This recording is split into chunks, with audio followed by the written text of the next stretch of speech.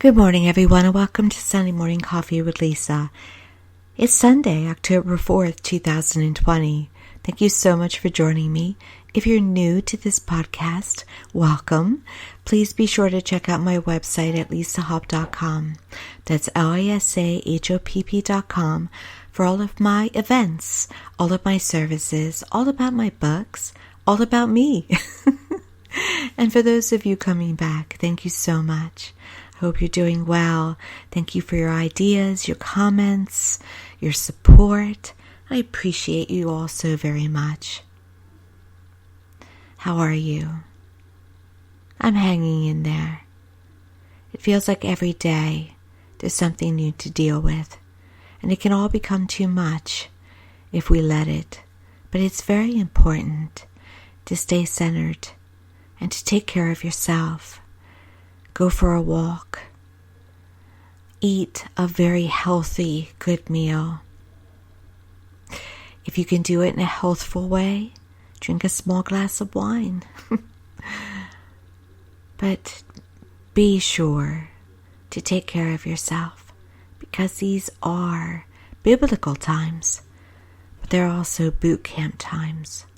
So your health, your well-being, your mental self, your emotional self is so very, very important. You will get through these times in some way, shape, or form. And for those of us on this earth, it is meant at some point to be better. Today's topic.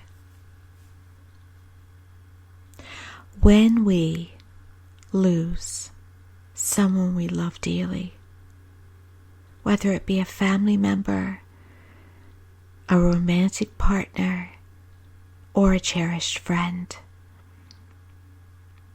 it is very painful. The hardest loss that you can experience is that of a child. Even if, I'm going to shuffle here, there you go.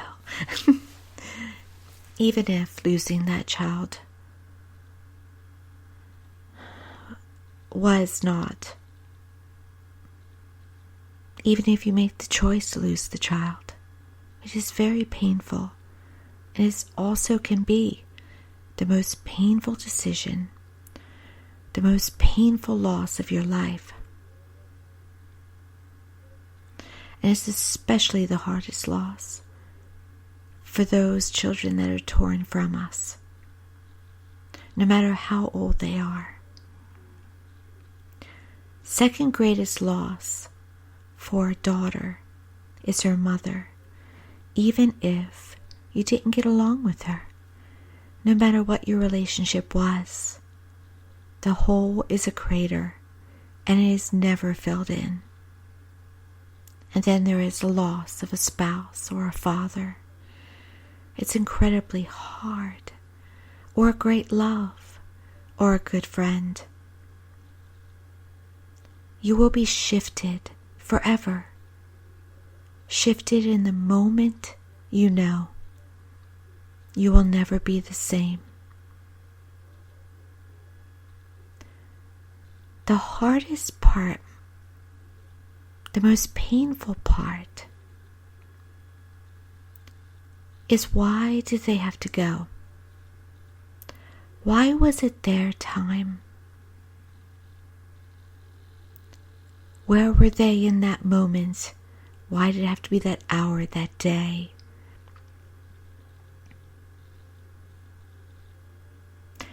And, of course, it is a physical loss that causes us the pain. Even if we sense them around us, even if we see them around us, the physical loss is grievous and traumatic. The void, the emptiness, it is sometimes felt that it is more than you can bear. So what I'd like to explain to you today is why it is someone's time. What makes your departed loved one surrender their will and go to heaven? Now, some of this may be hard to hear, but I can tell you with full knowing, 110%, that when someone passes, it's never because they didn't love you. It's always very hard for our loved ones to pass, even if they're sick for a long time. No matter what, they never want to leave us. But everyone has a transition. And we may not be able to understand why it had to be that moment on that day. It is something that only that soul knows with the help of God and their angels and their guides. But I still would like to explain to you the whys. So firstly, before we incarnate into this particular body, we set up a blueprint of what we would like to accomplish. We know with our free will that for the most part we create our lives. Our lives will be created by our beliefs that people give us and situations give us. Beliefs often come from perceptions made and emotional attachment to people and events, what we've been told, what we've experienced. But we still come wanting to experience again things that we've experienced before, maybe wanting to correct things, wanting other opportunities again. And so we establish the blueprint. And in that blueprint, it's not one time to transition from this earth. There are actually several times that we could transition from this earth. We always have a say. No one goes to heaven unready or unsurrendered, no matter how fast they may go. That's important to keep in mind. Also, fear is taken away at that last moment, which is very important to know as well. So in this blueprint, we set up lessons, goals, experiences that we want to have, people that we want to cross our path. To some degree, a basic sketch. Sometimes a baby just wants to experience birth. Sometimes a young, old soul wants to make an impact for a very short amount of time and passes at a very young age.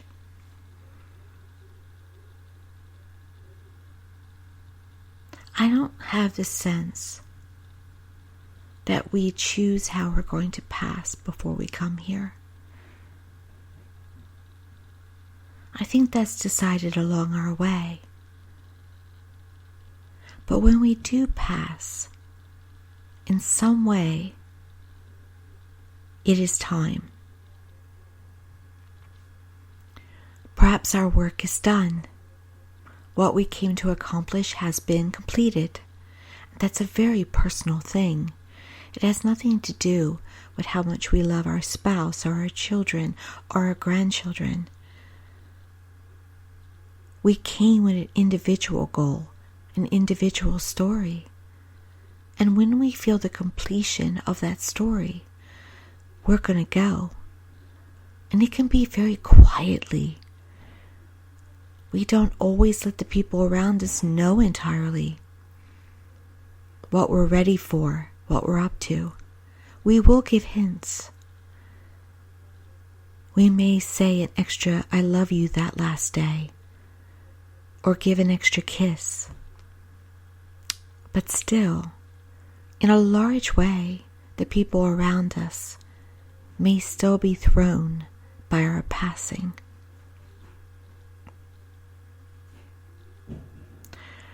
And as I said, the work is very individual. It is often not known by anyone else but our own subconscious. And our subconscious, our soul, will know, even if our mind and the rest of our physical being doesn't.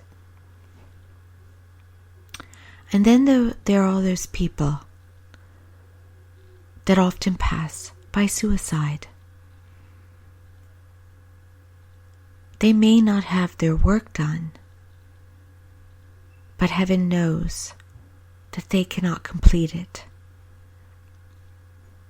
Earth is just too hard for them, and they're at a stopping point. Perhaps they don't intentionally take their own lives, but they are unable to live. So they may pass from natural causes as well, but heaven allows it because they know that they can go no further. It is known. And so they continue their story or their work in heaven, where they thrive and they're at peace because they're surrounded by not earthly challenges, but complete love and peace and mercy. The third reason why someone may pass is that they want to beat a loved one to heaven. They don't want to continue their story without the other person, and they've come to understand that they will be able to serve that other person and their loved ones quite powerfully from heaven. They will know that they will be all right because, not only because they're strong enough to be all right, but because of their help from heaven. So they probably have completed their work, but they still want to make a more speedy departure to beat a loved one over. That often happens with happily married couples. And you may find at times that even though the first one who crossed over wanted to beat them, did not want to be on earth without them, sometimes the second spouse will soon follow because they feel the same way.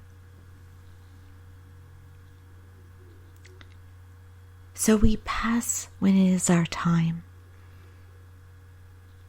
How will you know when it's your time?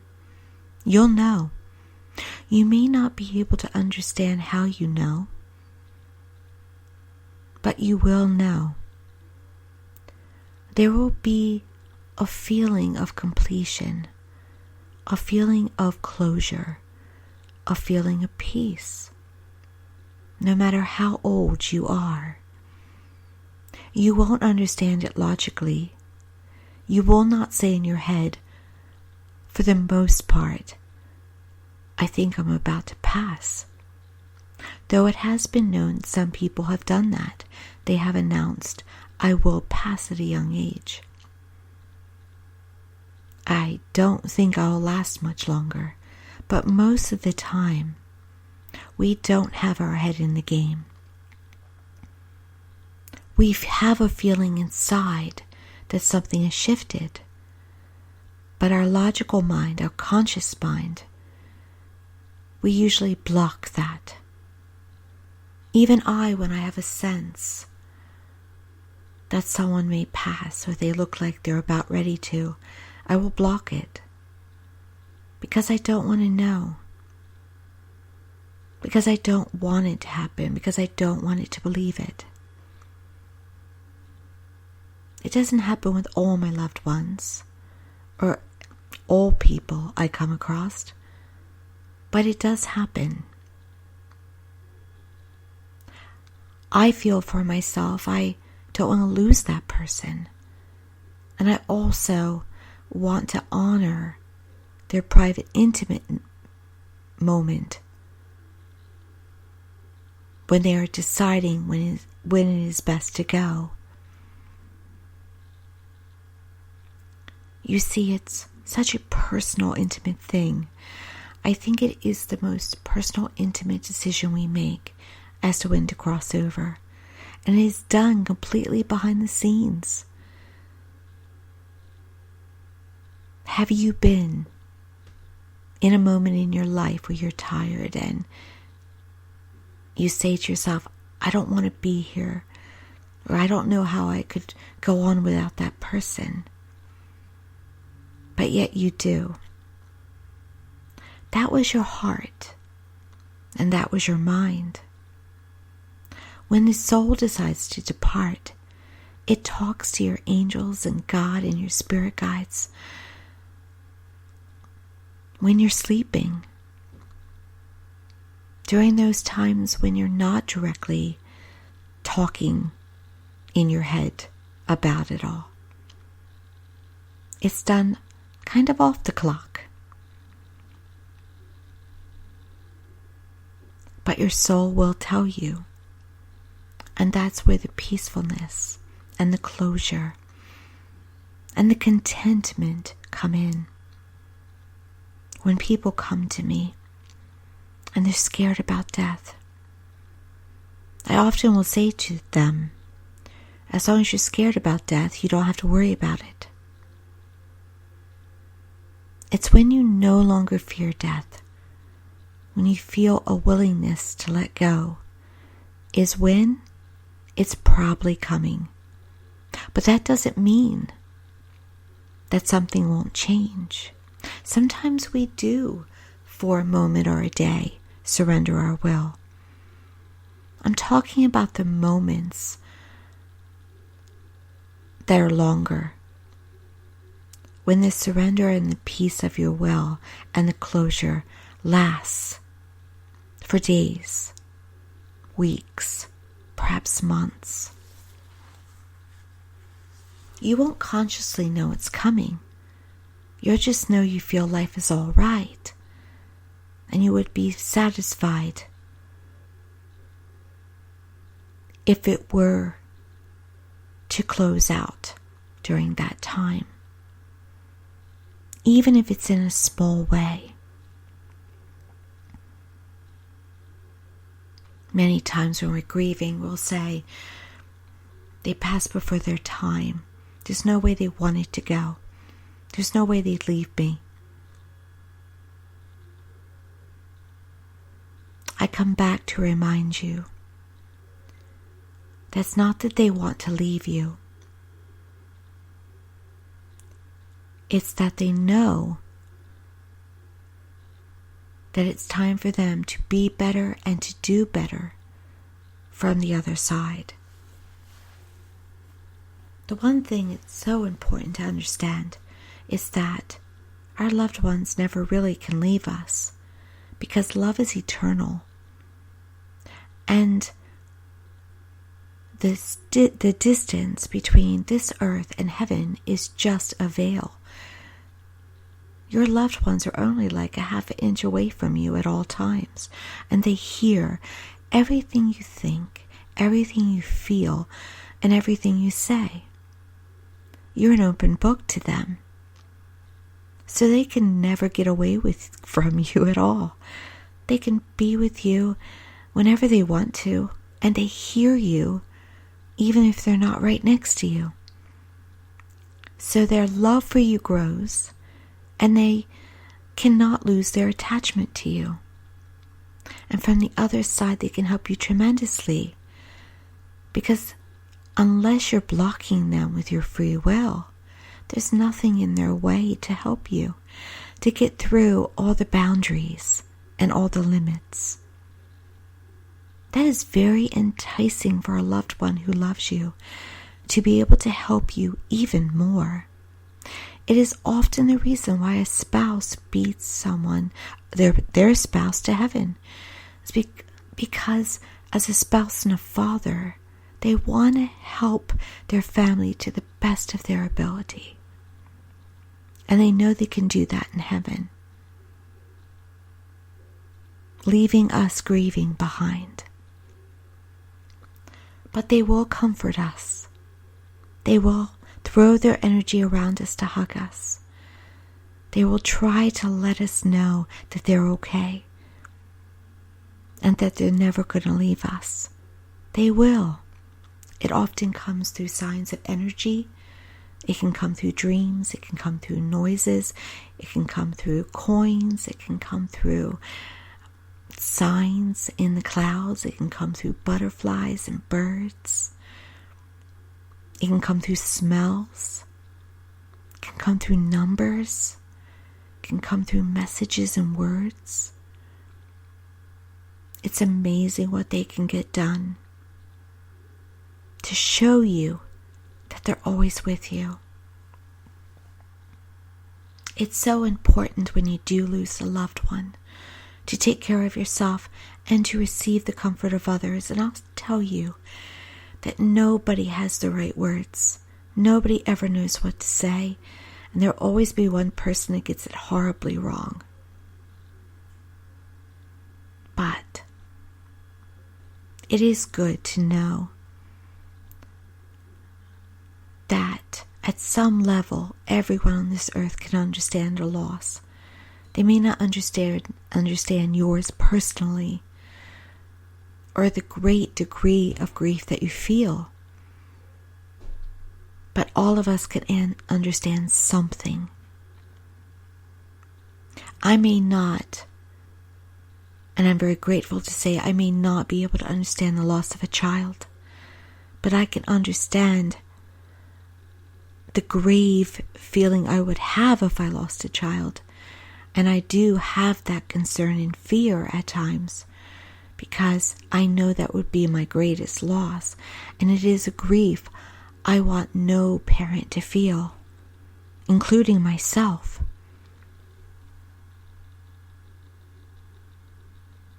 Everyone will eventually know the loss of a parent, because we most of the time outlive them. The loss of an animal, I think that can be sometimes the hardest loss, because they're so unconditional, our furry creatures. It's easy to love them.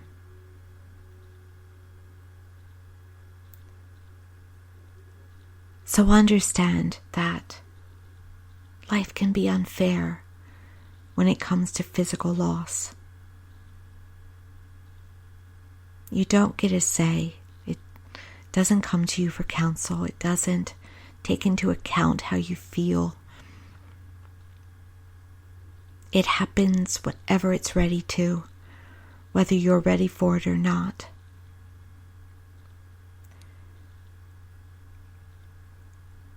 Amazingly enough, when we come to this earth, we know we're going to have that loss. We know there will be grief, but we still sign up. We know that there will be dumped by people, or maybe we'll dump people. We know that there might be fighting at times with family members, or that we might be in an abusive relationship. We know all of that, and yet we still come. Why? Because it's still worth living this life. It's still worth living, even through the loss, even through the hard times, even through the fear, even through the abuse. Most of the time we know it will be worth it in the long run. We're supposed to be here to help each other. We're all children of God, and we're supposed to be here to serve each other, to take care of each other, to look out for each other. It is a crazy time. We're not doing that as much as we could, some of us. But it is supposed to be our priority. It's supposed to be our job.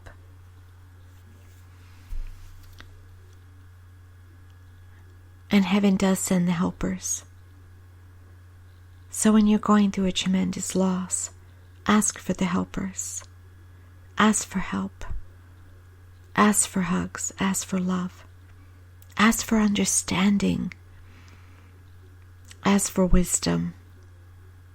It will be given to you at some time or another. And understand that you're not alone. Not ever. Even though it will feel like it from time to time.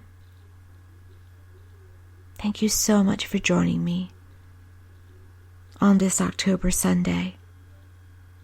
My favorite holiday is Halloween. It's coming up.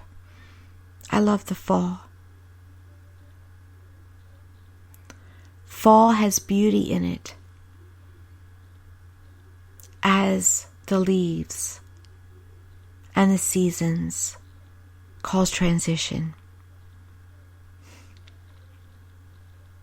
It's a time of death that always leads to renewal. And there is beauty in that death. Such is life. I hope you go out this Sunday and enjoy crisp weather where you are, if it is crisp. And enjoy the wonderful weather wherever you are. And keep your loved ones close. And your gratitude great. And feel and know your blessings. It's so important. And live life to the fullest. Thank you again. And please be sure to go to my website at lisahop.com. I do appointments by phone, by Zoom, and in person if you're in my local area. If you invite me, I might even travel to you. So I hope to hear from you in the future. Thank you again, and many blessings.